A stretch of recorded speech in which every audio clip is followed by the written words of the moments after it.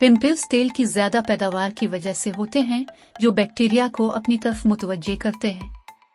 जिस्म के वो हिस्से जैसे चेहरे, गर्दन, कंधे, कमर और सीने में ज्यादातर तेल के गुदूद के साथ फुंसियां लगने का ज्यादा खतरा होता है। दमा के इलाज के लिए कुछ होम्योपैथिक अद्वियात ये हैं। 1.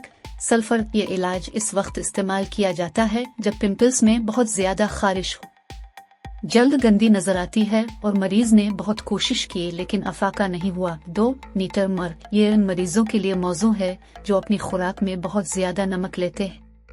दाने ज्यादातर गालों पर होते हैं और जलन का एहसास होता है। 3. कालीबरोमेटम। ये कंधे, सीने और चेहरे के मुहासों के लिए मौजू है। मुहासों पर खारिश होती है और पंक्चर होने पर दाग रह जाते हैं। 4. कैल्सीरिया सल्फ्यूरिका। ये इलाज पीप से भरे मुहासों के लिए इस्तेमाल होता है। बाज औकात खून भी निकलता है। ज्यादातर नौमरों को इस किस्म के मुहासे होने का ज्यादा खतरा होता है, वो इंतहाई तकलीफ दे हैं। 5. सोरिनम। मौसम सरमा के मुहासों के लिए एक बहुत अच्छा इलाज इन लोगों के लिए मौजू है जिनकी जल्द रोगनी चिकनी है।